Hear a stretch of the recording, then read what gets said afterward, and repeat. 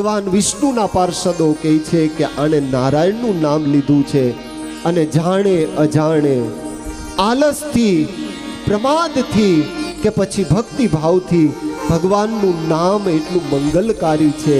તમે કોઈ પણ ક્રિયામાં ભગવાનનું નામ સતત એના મય તમે બનો એટલે ઠાકોરજી તમારો બચાવ કરે છે, બચાવ કરે છે। રામ એકતા બસતી તારી, રામ એકતા બસતી તારી, નામ કોટી ખલ કુમતિ સુધારી, નામ કોટી ખલ કુમતિ સુધારી, મહામંત્ર જેહી જપત મહેશુ, મહામંત્ર જેહી જપત મહેશુ, કાશી મુકુતિ હે તો ઉપદેશુ, કાશી મુક્તિ હે તું ઉપદેશુ,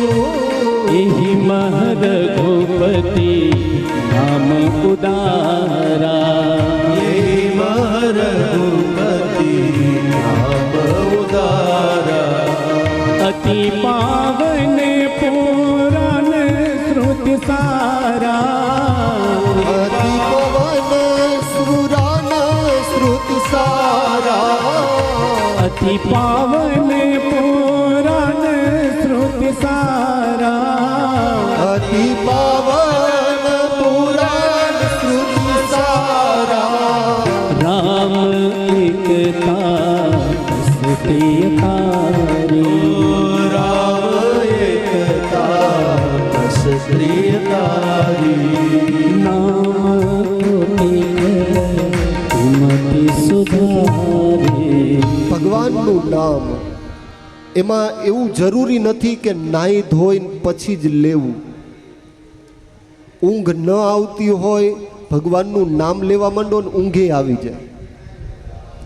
ઘણાય પથારીમાં આમથી આમ પડખા ફેરવતા હોય, ઊંઘ જ ન આવે, હનુમાન ચાલીસા ચાલુ કરી દે, ઊંઘ 3 મિનિટે આવી જાય। કોઈ પણ સ્થિતિમાં ભાવે કુભાવે અનખ આલસાઈ ભાવથી ભજવામાં આવે તો પણ ભલે, આળસથી ભજવામાં આવે તો પણ ભલે, ભગવાનનું નામ એટલું મંગળકારી છે। ભગવાન કરતાં પણ ભગવાનના નામનો બહુ મોટો મહિમા છે। રામે તો એક અહલ્યાનો ઉદ્ધાર કર્યો પોતાના ચરણ રજથી, રામ નામથી તો કેટલાયનો આજે ઉદ્ધાર થાય છે। ભગવાન સ્વામિનારાયણે અમુકનો ઉદ્ધાર કર્યો, સ્વામિનારાયણ નામથી આજે લાખો જીવો મુક્તિના અધિકારી બને છે। શાસ્ત્રો અને મહાપુરુષોનું એવું મંતવ્ય છે, ભગવાન કરતાં પણ ભગવાનનું નામ બહુ મંગલકારી છે। મંત્ર મહામંગલકારી, ઓમ નમઃ શિવાય, ઓમ નમઃ શિવાય। કોઈ પણ સ્થિતિમાં ભગવાનનો ભક્ત પોતાના ઈષ્ટ સ્વરૂપને હૃદયસ્થ કરી સતત એનું ભજન કરે, સતત એનું સુમિરન કરે એટલે ચોક્કસ એને ભગવાન પોતાના ધામમાં એ લઈ જાય છે। ભગવાન વિષ્ણુના દૂતો અને યમદૂતો વચ્ચે સંવાદ થયો છે। અંતે યમદૂતોના પાશમાંથી મુક્ત કરી અજામિલ જેવા પાપી જીવને પણ ભગવાનના નામથી મુક્તિની પ્રાપ્તિ થઈ છે। હે રાજન, પાપ થાય એનો વાંધો નહીં, થયેલા પાપનો એકરાર કરી ભગવાનનું નામ સુમિરન કરવું, ભગવાનમય રહેવું એટલે પાપી જીવની પણ મુક્તિ થાય છે। 6મ સ્કંદની કથા આપણને દર્શન કરાવે છે। અજામિલે ભગવાનનું નામ લીધું, પરિણામ સ્વરૂપ શ્રી સુખદેવજી મહારાજ કહે છે કે હે રાજન, અજામિલ પણ મુક્તિનો અધિકારી બન્યો છે। એમ ભગવાનના સાધુ છે ને, જગતમાં કોઈકને કંઈક આપીને જાય, કંઈ લઈને ન જાય। એટલે સંત ઘરે આવવું, સંતનું ઘરે આવવું, સંતનું ગામમાં આવવું એટલે સમાજ માટે, તમારા પરિવાર માટે અને તમારા માટે એ બહુ કંઈક એક સુલભ ક્ષણો હોય છે। સારી એવી ક્ષણો ઈશ્વરે આપી હોય ત્યારે જ આપણા ઘરે ભગવાનના સંતની પધરામણી થાય. એટલે સાધુ આવે, કોઈ અભ્યાગત આવે, કોઈ ભિક્ષુક આવે એટલે દરવાજા બંધ ન કરી દેવા, એને કંઈક આપવું. આ શાસ્ત્રમાં આપણને એ શીખવા મળે. ભગવાનના સંત યાદ કરે. અને હવે તો મારા બેટા એવું શીખ્યા, અમે કોઈકને ફોન કરીએ ને એ રિસીવ જ ના કરે. એને એમ ચિંતા હોય કે સ્વામી હમણાં કંઈક માંગણી કરશે. પણ યાદ કરીએ એટલે એનો મતલબ એવો નહીં કે પછી ફોન રિસીવ કરવાના બંધ કરી દેવા. ખેર, કહેવાનો તાત્પર્ય કે ભગવાનનું નામ છે એના જેવું મંગલકારી એક પણ તત્વ આ જગતમાં છે નહીં. ભગવાનનું નામ કોઈ પણ સ્થિતિમાં ભક્તએ લેવું જોઈએ. એ સૂતો હોય, જાગ્રત થાય, એક કોઈ પણ ક્રિયા કરતો હોય, એમાં પાછી પવિત્રતા અપવિત્રતાની પાછી કોઈ જરૂર નથી. સ્વામિનારાયણ સ્વામિનારાયણ સ્વામિનારાયણ જપના,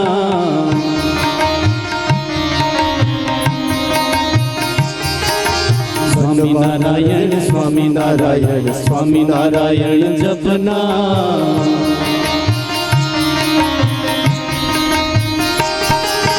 मनवाए मंत्र राज इष्ट देव अपना, मनवाए मंत्र राज इष्ट देव अपना, स्वामी नारायण स्वामी नारायण स्वामी नारायण जपना, भरत भरत करत काम स्वामी नारायण कहिए, भरत भरत काम स्वामी नारायण कहिए, भरत भरत करत काम स्वामी नारायण कहिए, भरत भरत काम स्वामी नारायण कहिए, मोहादिक शत्रु मिटे मोहादिक शत्रु मिटे परमानंद कहिए, स्वामी नारायण स्वामी नारायण स्वामी नारायण जपना, स्वामी नारायण स्वामी नारायण स्वामी नारायण जपना. શ્રી સુખદેવજી મહારાજ બતાવે છે, હે રાજન, ક્ષણમ સમાસિકસ્ત્વયા પ્રોક્તો યસ્ય સ્વાયામ ભુવંતરે. હે મહારાજ, અજામિલ મોક્ષની કથા સાંભળ્યા પછી મને બહુ આનંદ થયો છે. ખરેખર ભગવાન કેટલા દયાળુ છે. પ્રશ્ન એવો કર્યો હતો કે હે ગુરુદેવ, ભગવાન એનું નામ લેવાથી કોઈની મુક્તિ થાય કે કેમ? ભગવાનનું નામ લેવાથી કોઈને ભગવાનનું ધામ મળે કે કેમ? એના સંદર્ભમાં તમે જે મને કથા કહી, તો ભગવાનનું નામ પ્રત્યેક પાપમાંથી જીવાત્માની મુક્તિ કરાવે આવું દુર્લભ છે. હે ભગવાન, વિશેષ મારે કથા સાંભળવાની જિજ્ઞાસા છે. મહારાજ, આપ મને એ કહો, પછીના મન્વંતરોમાં થયેલી ભગવાનની દરેક લીલાઓ, ભગવાનના અવતારો, એની તમે મને કથા કહો. શ્રી સુખદેવજી મહારાજ કહે છે કે હે પરીક્ષિત, નારદના ઉપદેશથી દક્ષના પુત્રો એને વૈરાગ્ય થયો છે. એટલે દક્ષ પ્રજાપતિએ નારદને શ્રાપ આપ્યો છે કે હે નારદ, ગૌ દોહન માત્ર પણ તમે એક ક્ષણે બેસી નહીં શકો. ગૌ દોહન માત્ર, ગાય દોવાય કેટલો સમય લાગે? વધીને 5 થી 7 મિનિટ. 7 મિનિટમાં લગભગ ગાય દોવાઈ જાય. અને હવે તો મશીન સિસ્ટમો થઈ ગઈ એટલે બહેનોને એવું હક થઈ ગયું. પણ હજી અમુક ગામડાઓમાં છે આ બધી સુવિધાઓ અવેલેબલ છે. ગૌ દોહન માત્ર, હે નારદ, તમે એક જગ્યાએ બેસી નહીં શકો, આવો દક્ષ પ્રજાપતિએ શ્રાપ આપ્યો. પરંતુ એ જ નારદ જ્યારે એ પવિત્ર હિમાલયની ભૂમિમાં આવે પવિત્ર બદ્રિકાશ્રમમાં આવે. અને આજે પણ નારદ ગુફા છે. તમે બદ્રીનારાયણ જાઓ ને, હમણાં જ હું જઈને આવ્યો. આજે પણ નારદીય એ શિલા છે. ભગવાનના એ ધામમાં પધારતા નારદજીને એટલી પરમ શાંતિ થઈ. 2 ઘડી એને સમાધિ થઈ ગઈ. કામદેવ આવ્યા. કામદેવે નારદની સમાધિ તોડવાના પ્રયાસ કર્યા, છતાં પણ નારદની સમાધિ તૂટી નહીં. જે કામથી ન હાર્યા ને એ માનથી હાર્યા. રામાયણમાં કથા દર્શાવી. કામ જેનું ન બગાડી શક્યો એનું માને બગાડ્યું. કામદેવે આવીને પુષ્પની માળા પહેરાવી. મહારાજ, તમારા જેવો તો બીજો કોઈ પરમ ભક્ત મેં ન જોયો. નારદજીને થયું ખાડું હોય તો હોય. ભગવાન શિવની પાસે ગયા. નારદજીને થયું કે ચાલને, ઘણો સમય તપ કર્યું, હવે આપણે ભગવાનને કંઈક સમાચાર તો આપીએ. આપણે આવું પરાક્રમ કર્યું, ભગવાનને માહિતી મળવી જોઈએ ને. અને હવે કૈલાસમાં ન ટેલિગ્રામની સુવિધા, એ કઈ ટાવર પકડાય નહીં, નહીતર એકાદો મિસ કોલ શિવજીને નારદજી કરી દે. હવે જીઓ વાળા ના પહોંચી શકે, કોઈ પહોંચી જ ન શકે. કેમ કે શિવજીનું ઘર એટલે સ્મશાન. અને ત્યાં જે જાય એ પાછો આવે ભાઈ, લાકડા ભેગા જ કરે. અને ઘરમાં ડેટ થઈ ગયું હોય, આપણે બધાય નથી કરતા, જલ્દી કાઢો આને, જલ્દી કાઢો, રામ બોલો ભાઈ, રામ આને લઈ જાઓ તમે. આમ હળગાવીને 12 દિવસે લાડવા ખાઈને એ નવરા બાપા ક્યાં ગયા કોને ખબર.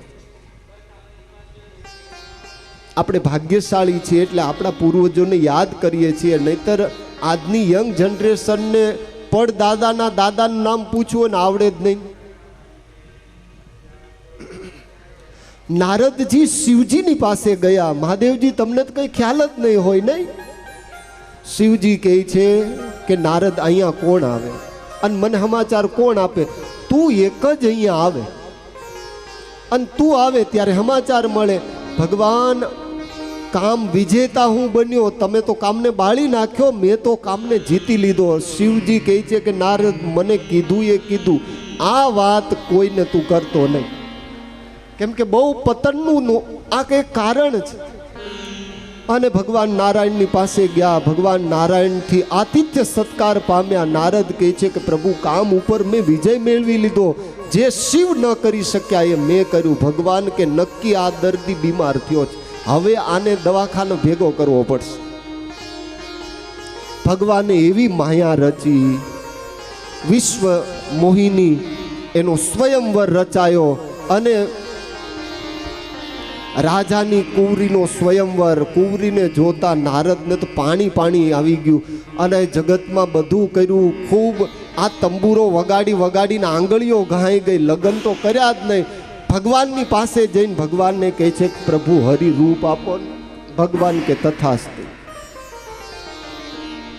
બીજે દિવસે સ્વયંવર સભા. નારદ ને પર્વત 2 આગળ ગોઠવાઈ ગયા. હવે રાજાની કુંવરી જેવી વરમાળા લઈને આવી, નારદ ને પર્વતને જોયા ને એ લાઈન જ છોડી દીધી. હું આ હવારમાં આ ક્યાં મોઢા મેં જોઈ લીધા. અને પછી તો ઠાકોરજીએ એનું પાણી ગ્રહણ કર્યું. અને ભગવાન રથમાં જ્યારે રાજાની કુંવરીને લઈ, જેનું પાણી ગ્રહણ કર્યું છે એવા શિલનિધિ રાજાના દીકરી વિશ્વ મોહિનીને લઈ અને ઠાકોરજી રથમાં જ્યાં આગળ ચાલે, નારદને કહે છે કે નારદ, હાય, હાલો, હાવ આર યુ, મજામાં? નારદ કહે છે કે ભગવાન, તમારી આ હિંમત અને મારી હારે આવી રમત રમ્યા? જાઓ, જે રીતે હું દુખી છું, એક સ્ત્રીના વિયોગે એમ તમારે દુખી થવું પડશે. આ શ્રાપનું એક કારણ રામ પ્રાગટ્યનું આ એક પણ કારણ છે. રામાયણમાં બહુ વિસ્તારથી કથા છે, આપણે જવું છે 7મ સ્કંદ સુધી. કહેવાનો તાત્પર્ય એ છે કે ક્યારેક કામથી તમે વિજય પામી જાઓ, પણ માન છે એ બહુ અઘરી વસ્તુ છે. નારદ, કોઈ જગ્યાએ તમે ટકી નહીં શકો, કેમ કે એક સાથે 10,000 ને તમે મારા દીકરાઓને સાધુ બનાવી દીધા. દક્ષ પ્રજાપતિએ નારદને શ્રાપ આપ્યો. આ હેતુથી શ્રી સુખદેવજી મહારાજ કહે છે કે હે પરીક્ષિત, નારદ એક જગ્યાએ રહી શકતા નથી. ત્યાર પછી દેવાસુર સંગ્રામ વખતે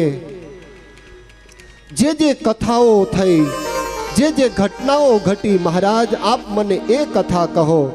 શ્રી સુખદેવજી મહારાજ કહે છે કે હે પરીક્ષિત, દેવાસુર સંગ્રામ વખતે દેવગુરુ બૃહસ્પતિ, દેવાસુર સંગ્રામ પૂર્ણ થયા પછી દેવગુરુ બૃહસ્પતિ એક દિવસ ઇન્દ્રની સભામાં આવ્યા. હવે દેવગુરુ બૃહસ્પતિજી ઇન્દ્રની સભામાં આવ્યા એટલે બધા જ દેવોએ ઊભા થઈ પોતાના ગુરુને વંદન કર્યા, હાથ જોડ્યા છે. ઇન્દ્રએ જ પોતાના ગુરુનું અપમાન કર્યું. શાસ્ત્રોએ એવું કહે છે કે જ્યારે આપણી સભામાં કોઈ એવા વિદ્વાન પુરુષ આવે, આપણા ગુરુ આવે, અથવા તો એવો કોઈ પ્રતિષ્ઠિત વ્યક્તિ આવે તો સારા શબ્દોએ કરી એનો આતિથ્ય આવકાર કરવો, કાં તો એને લેવા માટે ગામની ભાગોળ સુધી જવું, અને કાં તો એ સભામાં આવે તો પરિપૂર્ણ રીતે એને સન્માન આપી અને યથા યોગ્ય સ્થાને એને આવિર્ભાવ કરાવવા, એને બેસાડવા.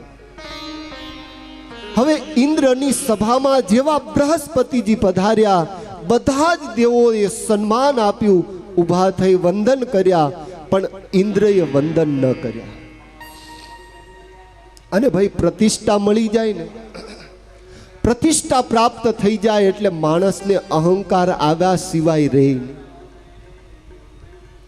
અસુરો ગમે એવા છે પણ પોતાના ગુરુનું ક્યારે અપમાન નથી કરતા. દેવગુરુ બૃહસ્પતિએ ઇન્દ્રને શ્રાપ આપ્યો કે હે ઇન્દ્ર, તું સ્વર્ગ રહિત થા, તું લક્ષ્મી રહિત થા. શ્રાપ આપતાની સાથે જ ઇન્દ્રનો સારો એ ગર્વ એ નષ્ટપ્રાય થયો.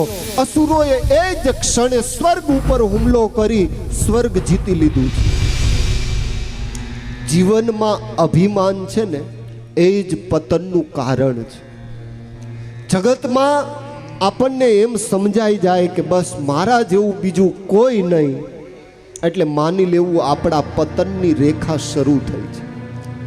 આપણાથી પણ વિશેષ વ્યક્તિઓ આ જગતમાં છે. આપણે તો કંઈ નથી, આપણે તો એના ચરણની ધૂળ છીએ. એટલે શ્રીજી મહારાજ કહેતા કે આ સત્સંગમાં દાસનાય પણ દાસ થઈને જીવન જીવવું, એમાં બહુ મજા છે. એટલે શાસ્ત્રો અને મહાપુરુષોએ એવું કહે છે, જગત મેં મત કીજે અભિમાન, જગત મેં મત કીજે અભિમાન.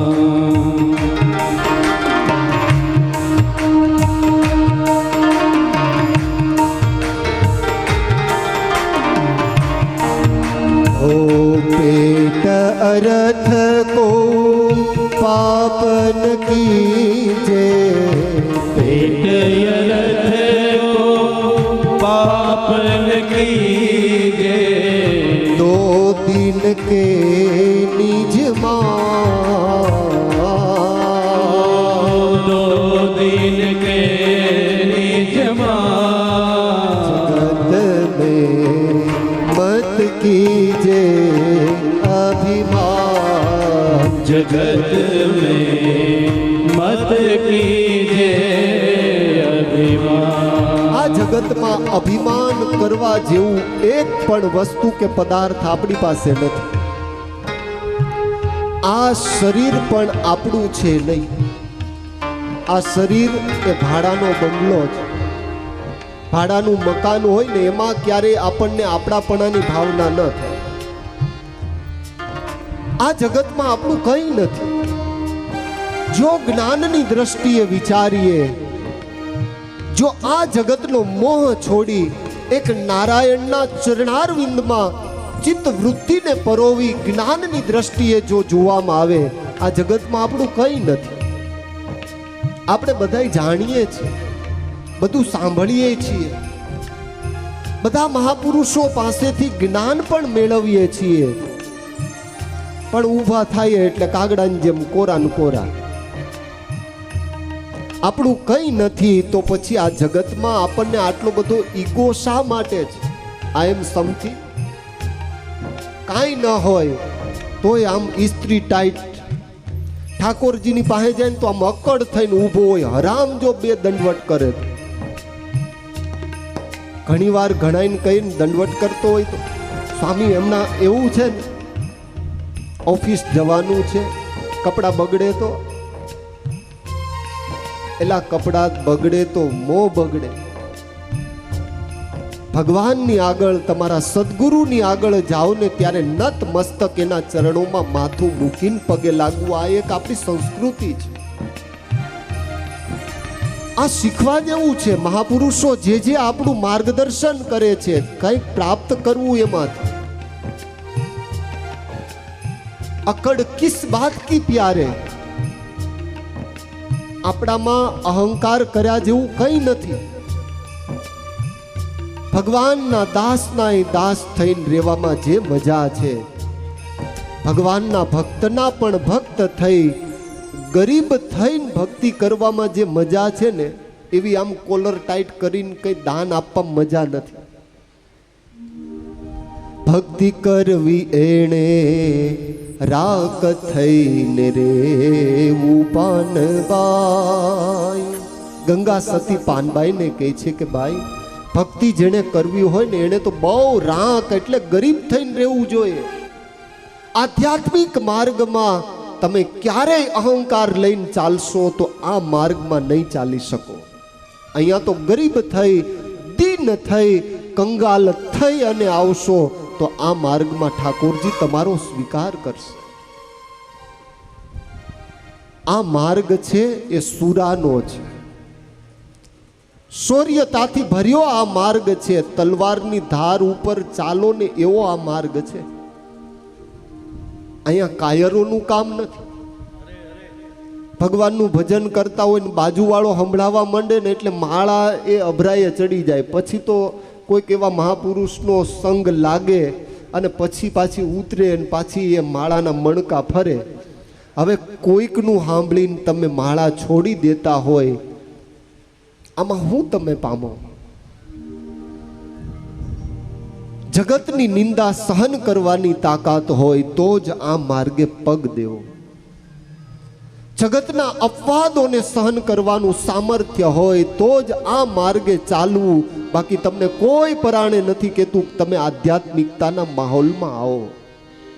તમને કઈ કોઈ પરાણે ઘરેથી તેડી આવ્યા નથી કે ભાઈ નહીં આવવું જ પડશે, આવવું જ પડશે. અને કોઈ એવો હઠાગ્રહ કરતું નથી. આપણે પોતે ગરજુ થઈને સત્સંગ કરવો પડે. મુક્તાનંદ સ્વામી ને રામાનંદ સ્વામીએ લોકો જોડા ઉતારતા હતા ત્યાં બેસાડ્યા છે. મુક્તાનંદ સ્વામીને સત્સંગનો ખબ હતો, ત્યાં બેસીને પણ ગુરુનો સમાગમ કર્યો, ગુરુને સેવ્યા. પરિણામ એ આવ્યું, સત્સંગની માનું બિરુદ મુક્તાનંદ સ્વામી લઈ ગયા. સત્સંગમાં રહેવું હોય તો બહુ દાસ થઈને રહેવું પડે છે. આધ્યાત્મિકતાનો માર્ગ છે, આમાં ગરજ રાખવી પડે છે. આમાં પછી તમે અહંકાર કર્યા કરો કે સ્વામીએ અમને બોલાવ્યા નહીં, હાર પહેરાવ્યા નહીં. એલા ભાઈ, હાર નથી પહેરાવ્યા ને એ ભગવાનની કૃપા માનને. ઘણાને તો 5-5 વાર બોલાવીએ ને તોય આવે ને કે 6ઠી વાર સ્વામી બોલે તો હું આવું. ઘણાઈને અલગ અલગ દરેકના અંગ હોય, પણ કહેવાનો તાત્પર્ય એ છે, સદગુરુની આગળ, કોઈ એવા સજ્જન પુરુષની આગળ, સમાજમાં પ્રતિષ્ઠિત વ્યક્તિ આવતો હોય અને તમે ઠાકોરજીની આગળ જાઓ ત્યારે બહુ દાસ ભાવે થઈ એની આગળ વિનમ્ર ભાવે થઈ બે હાથ જોડીને ઊભા રહે. ઓ ભક્તિ રે કરવી રે રાગ થઈને રેવું ને મેલવું અમરનું અભિમાન.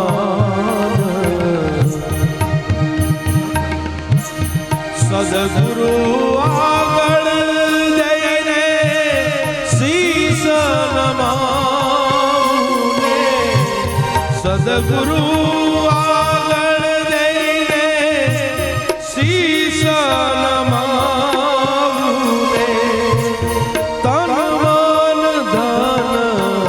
ગુરુ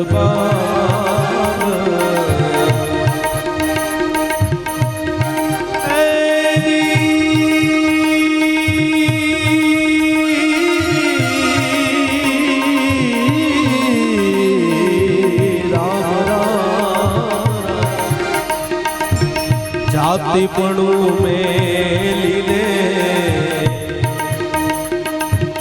અજાતિમાં બબુને કાઢવો વરણનો વિકાર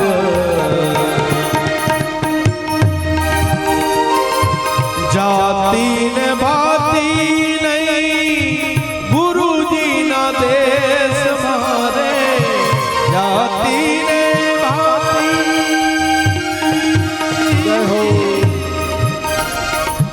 ગુરુજીના દેશ મારે એ રીતે રહેવું નિર્ધાર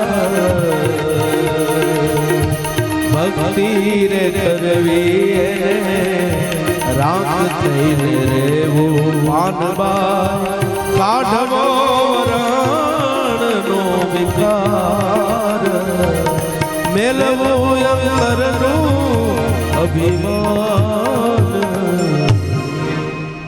બ્રહ્માજી કહે કે મૂર્ખાઓ, પેલા લોકો તો અસુર છે, છતાં પણ ગુરુની કેટલી અમાન્યા જાળવે છે, કેટલું માન આપે છે. તમારાથી એ પણ ન બની શક્યું, ગુરુને માન પણ ન આપી શકાયું. શાસ્ત્રો એ એવું કહે છે, પિતા જ્યારે ઘરમાં આવે એટલે પુત્રએ ઊભા થઈ અને એને પોતાના સ્થાને બેસાડીને એને પાણી પાવું જોઈએ. ઘરમાં દીકરો ને દીકરી બે હોય, બેયનો તફાવત જોવો હોય તો તમે માર્કિંગ કરજો.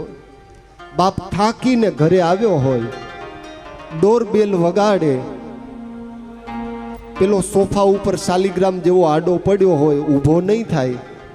દીકરી રસોડામાં કામ કરતી હોય, દોડી આવી દરવાજો ખોલી પિતાની પાસે રહેલું પર્સ હોય એ લઈ લે, તરત જ પાણીનો ગ્લાસ ભરીને એવું કહે કે લ્યો પપ્પા પી લો. અને ઓલો આડો પડ્યો પગ ઉપર પગ ચડાવીને ટીવી સિરિયલો જોયા કરતો. બાપને દીકરી વાલી એટલે હોય છે. દરેક પિતાને, દરેક બાપને દીકરી બહુ વાલી હોય અને દરેક માને છે ને દીકરો બહુ વાલો.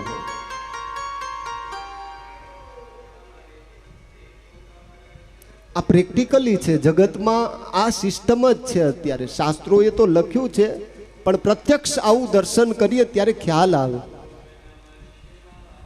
બ્રહ્માજી કહે છે કે હે દેવતાઓ, તમારા કરતા તો અસુરને પણ સારા કેવડાવો, તમે એવો કાર્યક્રમ કર્યો છે. એ લોકો પણ એના ગુરુની કેટલી આમન્યા રાખે છે, કેટલું માન આપે છે. પોતાના ગુરુનું ક્યારેય અપમાન ન કરવું. સહજાનંદ સ્વામી એટલે શિક્ષાપત્રીમાં એવી આજ્ઞા કરે કે લોકે પ્રતિષ્ઠિતા નામ ચ, લોકમાં પ્રતિષ્ઠિત મનુષ્ય હોય, હાથમાં હથિયારધારી મનુષ્ય હોય, સમાજમાં વિદ્વાન પુરુષ હોય અને કોઈ બહુ આગેવાન વ્યક્તિ હોય, આનું અપમાન મારા આશ્રિતોએ ક્યારેય ન કરવું. ભગવાન સહજાનંદ સ્વામીનું આણંદની ભરી બજારમાં કીચડ ઉછાળીને અપમાન થાય, છતાં પણ મહારાજ કાઠી દરબારોને એવું કહે કે જેણે ધૈર્ય રાખ્યું, જેણે જીવનમાં હિંમત રાખી અને ધૈર્ય સાથે અપમાનોનું પણ પાન કરી લીધું, એને જગતના સન્માનો મળે છે. બોલો, એના એ જ માણસો ભગવાનના પગમાં આવીને પડ્યા કે ભગવાન અમારા ગુના માફ કરો. ભગવાન કે કાં, અમે તમારા ઉપર કીચડ ઉછાળ્યો. મહારાજ કહે કે અમે એવા ગુના તો જોતાય નથી. અને ખરેખર ભગવાન જો આપણા ગુના ગણવા બેસે ને, ભગવાન આપણી ભૂલો જો ગણવા બેસે ને, મને નથી લાગતું કે આપણો પાર આવે. કેમ, આપણે રોજ ઉઠીને કેટલી બધી ભૂલો કરીએ અને સાંજે પાછા ભગવાનને કહે કે ભગવાન ભૂલચૂક માફ કરજો, અને હવે તમારા હારા એવું શીખ્યા ભગવાનને કંઈક થાય કરી લેજો.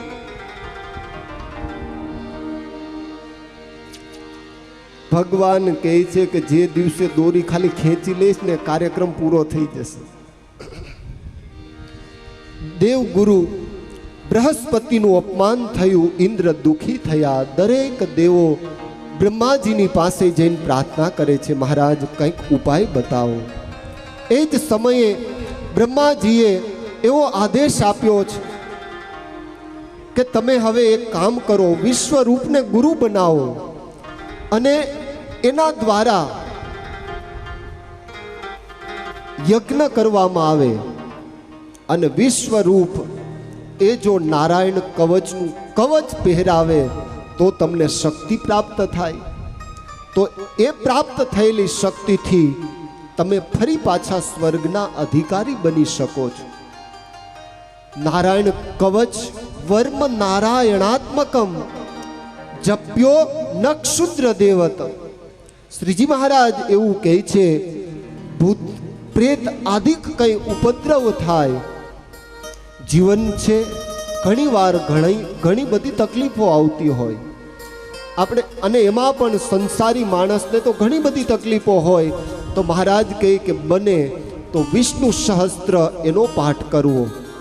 અને વાલા ભક્તો, આ ભૂમિમાં તમે છો, જો બની શકે વિષ્ણુ સહસ્ત્રનો જેટલો પાઠ થાય એનો બહુ મોટો આ ભૂમિમાં મહિમા છે.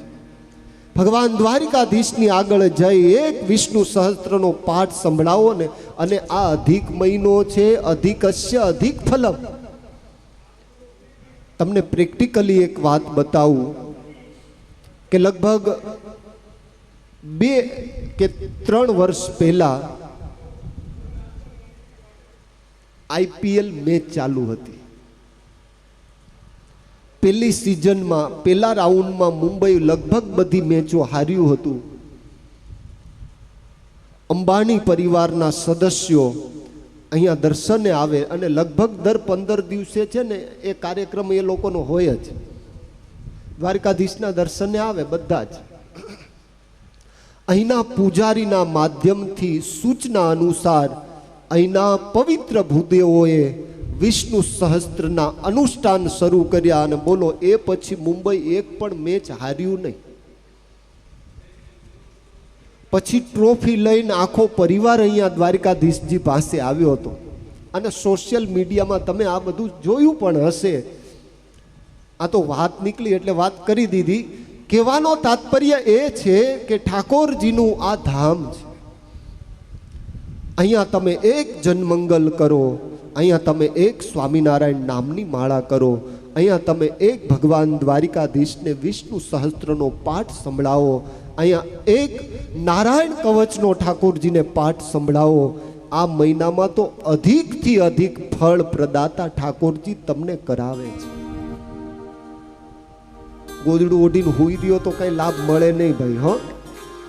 એ તો સવારમાં જાગી વહેલા બધાયથી જાગીને ગોમતીમાં ડૂબકી મારીને દ્વારકાધીશના દર્શન કરી અને હાથમાં માળા લઈ, હું જોઉં ઘણીવાર સવારે બેનો કેટલા બધા અહીંયા પરિક્રમા કરતા હોય છે.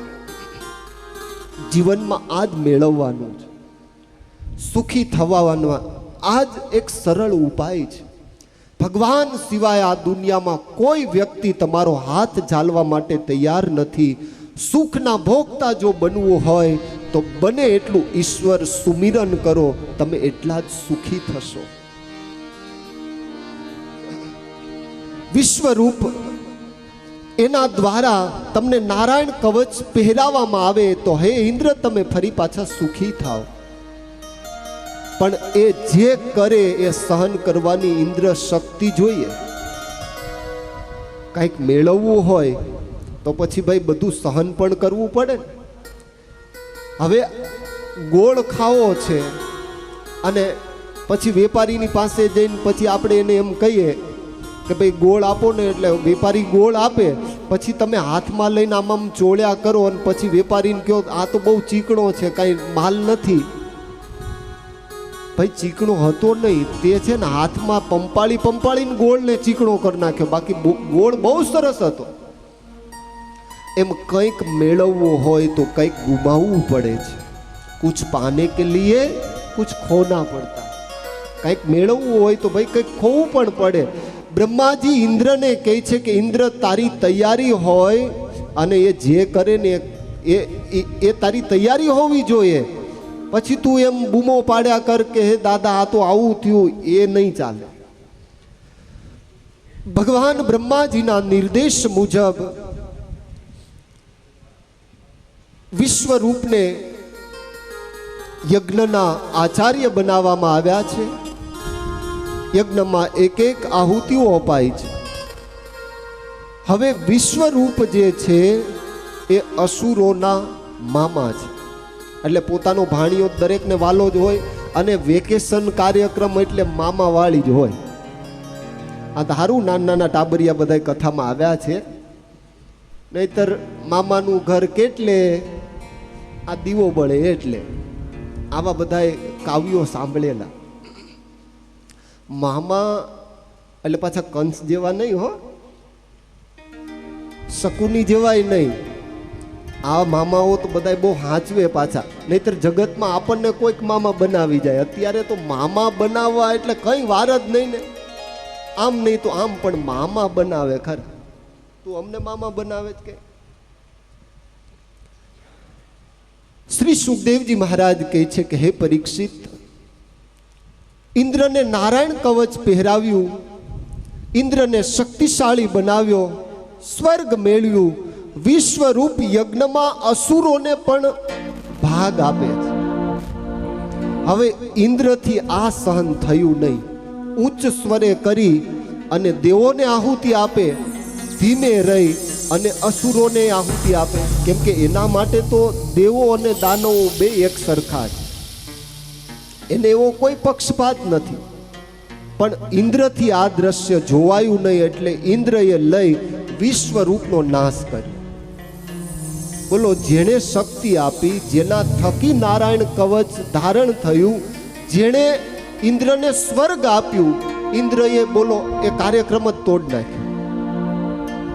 ઇન્દ્ર કહે કે ન રહે બાંસ ઓર ન બજે બાંસુરી, આવું કર્યું. હવે જેવા ઇન્દ્રએ વિશ્વરૂપનો વધ કર્યો એટલે બ્રહ્મ હત્યાનું પાપ લાગ્યું. શ્રીજી મહારાજ એ પોતાના સ્વમુખે એવું કહેતા કે જીવનમાં ક્યારેય પણ કોઈ ગરીબની હાય ન લેવી, કોઈ ગરીબ ભગવાનનો ભક્ત હોય એની હાય ન લેવી, ક્યારેય બ્રાહ્મણની હાય ન લેવી. નહીતર આ છે ને જડ મૂળ ઉખેડીને તમારો નાશ કરે. આ કાર્યક્રમ એવો છે. આ ભારેલો અગ્નિ છે. ભગવાનના સાધુની નિંદા તમે કરવા માંડો ને, ભગવાનનો સંત, ભગવાનનો ભક્ત, ગરીબ બ્રાહ્મણ અને ગાય, આટલાને જો જીવનમાં દુખી કર્યા, કોઈના બાપની તાકાત નથી તમારો હાથ ઝાલી શકે. પરિવાર સહિત નાશ પામી જશો, આવું શાસ્ત્રમાં કથાઓ દર્શાવી છે. બને એની સેવા કરવી, બાકી દૂરથી જ વંદન. પણ આપણને સ્વભાવ એવા પડ્યા છે, જ્યાં સુધી એનું ખોદીએ નહીં ત્યાં સુધી આપણને પચે નહીં. ક્યારેય પણ ગરીબ ભક્તની હાય ન લેવી. ભલે એ બિચારો જે સ્થિતિમાં હોય, એ બોલી નથી શકતો, પોતાની પરિસ્થિતિ મુજબ એ કહી નથી શકતો, પણ એનો અંતરાત્મા એટલો દુખી થતો હોય. ભગવાનના સાધુને હેરાન કર્યા હોય, એનું પરિણામ સારું ના આવે. પરિણામ ભોગવે જ છૂટકો છે. ઇન્દ્રએ જેવા વિશ્વરૂપનો નાશ કર્યો એટલે બ્રહ્મ હત્યા લાગી, અને બ્રહ્મ હત્યા લાગતાની સાથે જ હવે બ્રહ્મ હત્યા ઇન્દ્રની પાછળ પડી. બ્રહ્મ હત્યા એ બહુ ભયંકર છે. બ્રહ્મ હત્યાના પાપથી મુક્ત થવા માટે ઇન્દ્ર એક ગુફામાં સંતાણા, પણ બ્રહ્મ હત્યા એ પીછો છોડતી નથી. ભગવાન શ્રી સુખદેવજી મહારાજ કહે છે કે હે પરીક્ષિત, બરાબર એ જ સમયે વિશ્વરૂપના પિતા ત્વષ્ટા એના દ્વારા ઇન્દ્રને મારવાનો એક યજ્ઞ શરૂ કરવામાં આવ્યો કે મારા દીકરાએ આ લોકોને એક તો સ્વર્ગ અપાવ્યું, આટલી સામર્થ્ય અપાવી, અને આણે ઉઠીને જ મારા દીકરાનો વધ કર્યો. બ્રહ્મ હત્યાના પાપ નિવારણ માટે 4 જગ્યાએ એ બ્રહ્મ હત્યાને વિભાજિત કરી અને વહેંચવામાં આવી છે. પહેલું એક ભાગ એ સ્ત્રીઓને રજસ્વલા રૂપે આપવામાં આવ્યું. એક બ્રહ્મ હત્યાનો ભાગ પૃથ્વી ઉપર ક્ષાર રૂપે આપવામાં આવ્યો, ત્રીજો ભાગ પાણીને પરપોટા રૂપે અને ચોથો ભાગ વૃક્ષોમાં ગુંદર રૂપે, આમ 4 ભાગમાં બ્રહ્મ હત્યાને વિભાજિત કરી છે. શાસ્ત્રોની આજ્ઞા છે. શ્રીજી મહારાજે પણ શિક્ષાપત્રીમાં બહુ નિર્દેશ કર્યો કે અમારા આશ્રિતોએ રજસ્વલા ધર્મ અવશ્ય પાળવો જોઈએ. ધર્મ તમે જેટલો જીવનમાં પાળો, ઠાકોરજી તમને એટલા જ સુખી કરે. જેટલી ધર્મની તમે રક્ષા કરો, ધર્મ તમારી એટલી જ રક્ષા કરે છે. ધર્મને નેવે મૂકીને જેમ તેમ જીવન જીવો. જીવન હર કોઈ જીવે છે. સજ્જન પુરુષ ને દુર્જન પુરુષ એમાં પછી કોઈ ફેર નથી. બને ત્યાં સુધી શાસ્ત્રને વિધાન વિધિ જાણી અને બને એટલો ધર્મ પાળવાનો પ્રયાસ ભગવત ભક્તોએ કરવો જોઈએ. બરાબર એ જ સમયે વિશ્વરૂપના પિતા ત્વષ્ટા દ્વારા ઇન્દ્રને મારે એવો એક અસુર ઉત્પન્ન થાય એવો યજ્ઞ કરવામાં આવ્યો. પણ ભૂલ એ થઈ, બોલવું જોઈતું હતું કે ઇન્દ્ર એને મારે એવો પુત્ર ઉત્પન્ન થાય, એવો અસુર ઉત્પન્ન થાય, પણ ઇન્દ્ર થકી મરે એવો અસુર ઉત્પન્ન થાય. એટલે ઉચ્ચારણમાં ભૂલ થઈ. ઉદાતની જગ્યાએ અનુદાત બોલાયું. ઘણીવાર ઘણા લોકો સ્વામિનારાયણ રસ્વ લખો તો એ ઠાકોરજીનું નામ બરાબર છે, પણ વ્યક્તિ વિશેષણ તમારે વાપરવું હોય, કોઈ વ્યક્તિને સંબોધી અને લખવું હોય તો એમાં રસ્વ કરો એ ન ચાલે. એમાં દીર્ઘ જોઈએ. ખાલી માત્રાનો ફેર પડે ને, સાહેબને ખબર છે, માત્રાનો ફેર પડે ને તોય કેટલા બધા અર્થના અનર્થ થઈ જાય. એટલે શ્રીજી મહારાજે આપણને બહુ સાદું, સરળ અને સમજી શકાય એ માટે શતાનંદ મુનિ દ્વારા જનમંગલ નામાવલી આપી કે ભાઈ સ્તોત્રમાં તો કેટલા બધાને ફાંફા પડે, કેમ કે બધાય સંસ્કૃતના જ્ઞાતા તો ન હોય. સારા જ્ઞાતા હોય એનાથી પણ ઘણીવાર ભૂલ થઈ જતી હોય. અને સંસ્કૃત એટલે દેવી ભાષા છે. જો એમાં અક્ષરોમાં જો ગડમથલ થઈ એટલે તમારો આખો કાર્યક્રમ બદલાઈ જાય. આ ત્વષ્ટા દ્વારા એવી જ પોઝિશન, એનું કંઈક નિર્માણ થયું. ઇન્દ્ર શત્રો વિવર્ધસ્વ એવું બોલવું જોઈતું હતું, એની જગ્યાએ ઇન્દ્ર શત્રો વિવર્ધસ્વ આવો કાર્યક્રમ શરૂ થયો. એટલે ઇન્દ્રને મારે એવો નહીં, પણ ઇન્દ્રના હાથે જે મરે એવો અસુર ઉત્પન્ન થયો. મારવો તો ઇન્દ્રને, પણ ઇન્દ્રના હાથે મરે એવો અસુર ઉત્પન્ન થયો. એટલે બહુ સંસ્કૃત છે, એટલે દેવી ભાષા છે. જો એનું સ્પષ્ટ ઉચ્ચારણ ન થાય તો સંસ્કૃતના ચાળે ચડવું નહીં. પણ સદગુરુ થકી સ્પષ્ટ ઉચ્ચારણ એ શીખ્યા પછી બહુ સાવધાની પૂર્વક, કેમ કે સંસ્કૃત છે ને ભાઈ, એ દેવી ભાષા છે. અને આ ભાષા જેણે જીવનમાં સિદ્ધ કરી લીધી, આજનું વિજ્ઞાન પણ એ એવું માને છે. અહીંયા તો ઠીક, પણ જર્મનીમાં તો સંસ્કૃત સબ્જેક્ટ કમ્પલસરી છે. સાન ફ્રાન્સિસ્કોમાં હું ગયો, ત્યાંની એક યુનિવર્સિટીની મુલાકાત લીધી. બોલો, ત્યાંના ધોળિયા સંસ્કૃત શીખે છે. અમેરિકામાં ત્યાંના ધોળિયાઓ એ સંસ્કૃત શીખે છે. અને આપણને અહીંયા હાવ મફતમાં અમારા ભૂદેવો પાઠશાળા ચલાવે છે. પણ તોય પરાણે ફોન કરીને કેવું પડે કે બાપા ભણવા આવો ને, કંઈક શીખો ને. પ્રવીણ મહારાજ બિચારા ચિંતા કરતા હોય. સંસ્કૃત એ આપણી જનની છે. બીજી ભાષાઓ શીખવી જોઈએ, ના નથી. અમારા યમુનાચરણ ગુરુજી હતા, એ રાધા માધવ સંપ્રદાયના બહુ સારા એવા સંત. સવારે 3 વાગે એનો ક્રમ જાગે, 3:30 નાહી ધોઈ, 4 વાગે ગીતાજીનો પ્રથમથી લઈને 700 સુધી શ્લોક કંઠસ્થ. 700 થી લઈ અને પેલા શ્લોક સુધી પુનરાવૃત્તિ રોજ. અને સંસ્કૃતમાં ભાઈ છે ને, રોજ પુનરાવૃત્તિ અતિ આવશ્યક છે.